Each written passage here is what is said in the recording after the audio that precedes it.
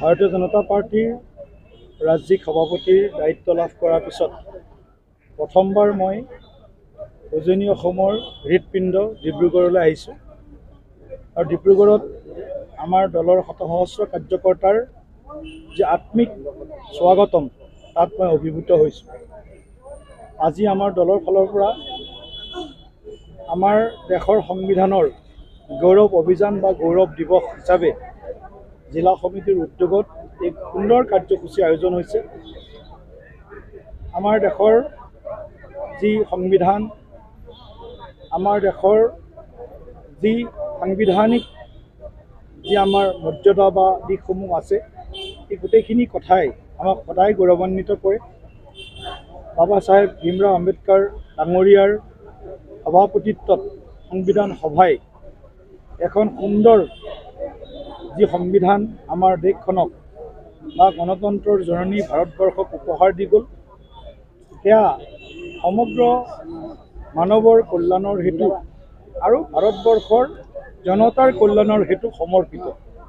গতিকে আজি আমি কিছুমান ৰাজনৈতিক দলৰ যিটো নেৰেটিভ সংবিধান ৰক্ষা কৰিবৰ কাৰণে তেওঁলোকৰ যিটো কিছুমান দলৰ নেতৃত্বৰ আহ্বান, আৰু সেই কিছুমান দলৰ ভিতৰত কংগ্ৰেছ দল অন্যতম।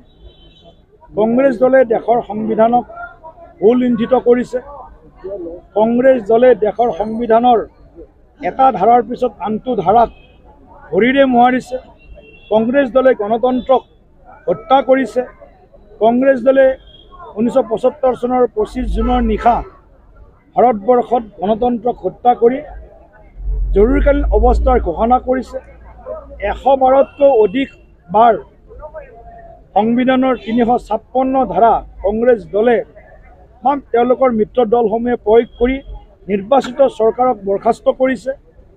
কংগ্ৰেছ দলৰ প্ৰৰোচনাত সমগ্ৰ আমাৰ যি সংবিধান ব্যৱস্থা আছিল, সেই ব্যৱস্থাত 370 ধাৰা টেম্পৰাৰীলি তাত সংপৃক্ত কৰা হৈছিল, তাত যোগদান দিয়া হৈছিল। সেই ধাৰাক যাতে দেশত অস্থিৰতা চলি থাকে, যাতে দেশৰ অখণ্ডতা সাৰ্বভৌমত্বৰ প্ৰতি সদায় প্ৰশ্নবোধক চিন আহে, এই ধৰণৰ যিবিলাক কুকাৰ্য কংগ্ৰেছৰ দিনত হৈছিল আৰু কংগ্ৰেছৰ নেতৃত্বই ৰাহুল গান্ধী সহিতে কংগ্ৰেছৰ নেতৃত্বই সংবিধান বচোৱাৰ যি এটা ভুৱা নেৰেটিভ, ফেক নেৰেটিভ বা ভাৰতবৰ্ষৰ ৰাইজক বিভ্ৰান্ত কৰিব পৰা যি ধৰণৰ তেওঁলোকৰ প্ৰচাৰ প্ৰসাৰ, তাৰ বিৰুদ্ধে সমগ্ৰ ভাৰতবৰ্ষৰ জনগণক আমি জাগৰণ কৰাৰ উদ্দেশ্যেৰে দেশৰ সংবিধানখনক শিৰত লৈ 140 কোটি ভাৰতীয়ৰ সামগ্ৰিক উত্তৰণৰ কাৰণে আমি এই কাৰ্যসূচী হাতত লৈছিলোঁ আৰু ডিব্ৰুগড় জিলাই সুন্দৰভাৱে আজি কাৰ্যসূচী ৰূপায়ণ কৰিলে।